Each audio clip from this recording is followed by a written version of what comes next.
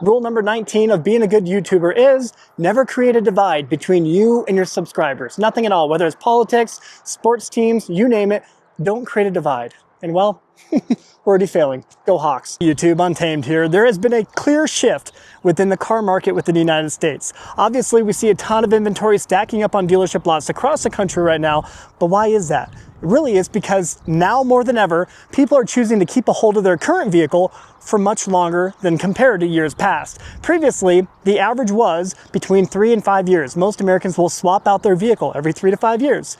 Not anymore. Nowadays, people are keeping a hold of it between 5 and 10 years. I'll be providing the several reasons why in today's video. I'll leave the most staggering one for last, so stick with me till the end. I'll get the most obvious reason out of the way first, and that is, of course, the price tags of new vehicles today have gotten completely out of touch with reality. We talk about it plenty on the channel, but MSRPs of all vehicles on average have risen about 50% since 2019. The average price of a new vehicle is now over $50,000 as of 2025.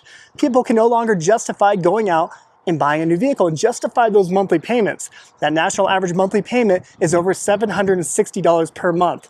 And really, 1 out of 5 loans out there right now is over $1,000 per month. People are drowning in debt with these auto loans. Go Hawks. When you combine these high monthly payments with the cost of living in general going up substantially between your mortgage, your rent, your insurance premium, the cost of groceries, it just becomes death by 1,000 cuts. People can no longer justify it in the culmination of everything, right?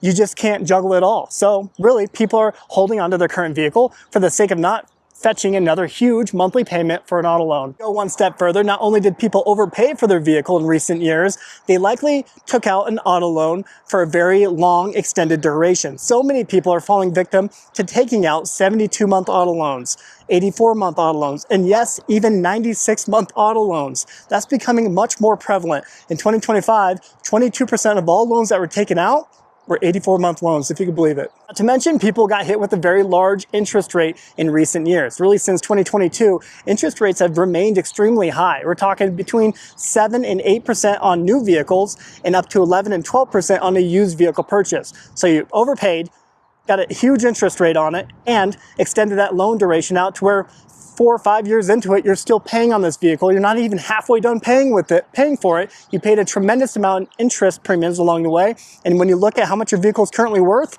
you took a huge hit on depreciation. So that's why 1 out of 4 people who traded in a vehicle in 2025 had a $10,000 or more in negative equity that they rolled into their next purchase. 10 grand, meaning they owed 10 grand more on their vehicle than what it was currently worth on trade-in. Pretty sad. People are also choosing to keep a hold of their older vehicle because insurance on these new vehicles has gotten completely bonkers, right? So driving your early 2000s vehicle will be much more affordable when it comes to insurance, liability insurance, comparatively to these $50, $60, $70, $80,000 plus vehicles that have become the new norm. So insurance premiums are insane. Another major reason as to why people are no longer swapping out their vehicles as often is you can no longer work on your vehicle. So many of these new examples behind me come with very complex engines now. They're turbocharged, twin turbocharged, hybridized, so much technology on the inside. You open up the door and you're met with screens upon screens. Everything is just completely overdone and overcooked. When you pop that hood, you're met with a ton of wires and a giant battery pack in the form of a hybrid underneath it all. So it's just too complex for your average Joe and Jane to pop the hood and work on these things with any level of confidence anymore. So keeping your old early 2000s or even 90s or older vehicle offers a level of confidence when you actually can work on it. Go Hawks. As I'm talking like routine maintenance on these vehicles has gotten way too burdensome.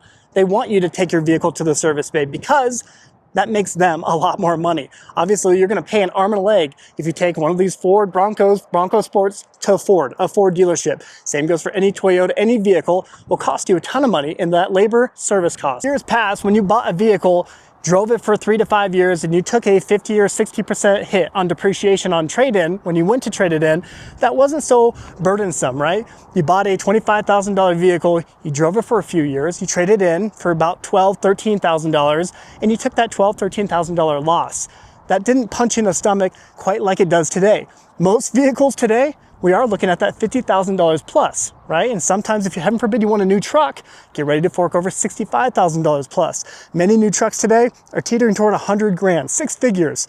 So if you lose 50, 60% of that value over 3 to 5 years, That's a tremendous loss. That's devastating for a lot of American families. Face it, people want simplicity, they want reliability, and they want affordability. Less is more for so many people. But nowadays, every single vehicle manufacturer, even brands like Toyota, are now just overdoing it. They're stuffing these vehicles to the gills with technology. They're overcooking them, putting far too much creature comforts and gizmos in these, where they're just, I don't know, they're just overdone and they feel synthetic. It's a synthetic driving experience. But previously, with everything analog and very simplistic, I don't know, that offered a lot more peace of mind for so many people. Seahawks. It needs to happen. As much as I hate to say it, I do truly believe there needs to be a clear, defined reset within the car market.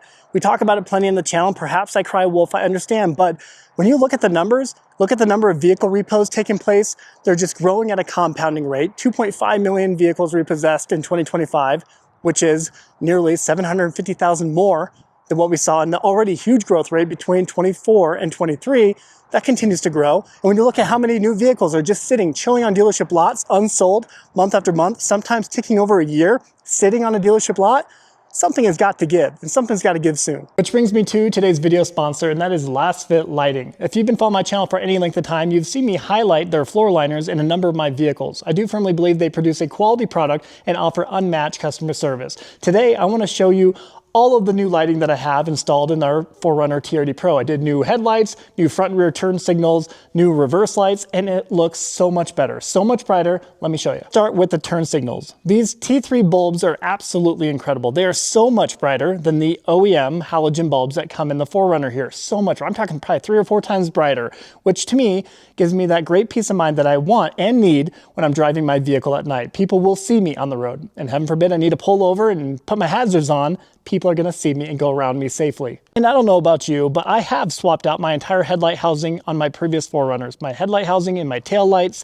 with Morimotos and other brands previously, but I've really kind of just gravitated back to the OEM look. I love the OEM look of the 5th generation 4Runner. So to me, swapping out the actual bulbs, I don't know, seems like a better idea because I keep the OEM look, and that to me is more important. Not only are they much brighter than the OEM halogens, there are no extra decoders needed. There's no hyperflash or any error codes that are thrown on it. They're very simple to install too. No kidding, the entire install of my headlight bulbs, front and rear turn signals, and reverse bulbs, it took me less than 30 minutes, the entire job. So very simple to do. Obviously it's gonna vary based on your vehicle, but overall, a very simple process. The customer service of LASfit truly is second to none. Don't take it from me, pick up the phone, give them a call, and I think you'll be very happy with your experience. When it comes to the packaging, it always comes nice and neatly packaged, always well protected for transport, and I've never had a single issue in that regard. When it comes to pricing, I think you'll be very pleased with what you see. Check out their website using my affiliate link in the video description below. That lets LASfit know that you're watching my videos and you appreciate this content. And on top of that, I'll do my best to keep up to date with the latest and greatest discount code, and I'll put that right next to the link in the video description. So check it out, and hopefully you're equally pleased with the product as I am. It truly feels like we priced out the target demographic for so many of these vehicles. I'm at a Toyota dealership. I shouldn't have to look at a Toyota 4Runner here and wonder if someone in the middle class can actually afford this thing. These now are $55,000, $65,000 to $70,000 plus. If you get a high-spec, high-trimmed example, of course, like a TRD Pro, how are people, average Joes and Janes, supposed to afford this? It's a Toyota, for Pete's sake, a 4Runner. That should be for everyone. Not anymore. They only make it for the extreme upper class, perhaps the 1%ers. Hawks. If you are debating on buying a new vehicle, really patience will prove to your benefit, and I mean that. With each passing month, we continuously see more and more vehicles stack up on dealership lots, and we see more and more dealerships turn away vehicle deliveries. They're turning away their vehicle allocations because they no longer have room for them. And that's going to continuously be a problem throughout the rest of 2026 here. So patience will certainly prove to your benefit. The longer you wait, well, the more desperate they're going to have to get, and they're going to have to slash prices even more if they want any chance of staying afloat. Only the greedy dealerships are going to be forced to go bankrupt. We have gotten to the point where performing the necessary maintenance and repairs to your current vehicle is much wiser financially comparatively to going out and buying a new one every 3 to 5 years. And people have caught on to that fact, and that's abundantly clear when you see how many people have just stopped trading in every 3 to 5 years. They are now performing that maintenance, now fixing their current vehicle, swapping out the transmission, doing whatever they need to do to take care of their current vehicle and keep it on the road. And well, it's proving beneficial for their wallet. Stop the video there, guys. Let me know what your thoughts are on this. Let me know what you're doing. Honestly, are you keeping a hold of your current vehicle? Are you the type to have normally traded it in every 3 to 5 years? I'm like that. I trade my vehicles in much more frequently, but not lately. Lately, I have slowed down, really for a lot of the reasons we talked through in this video. So let me know what you're doing and what are the driving reasons for doing so. Thanks for watching as always. If you appreciate this type of content whatsoever, please consider liking and subscribing. Your support means a ton. I promise you it doesn't go unnoticed. Go Hawks.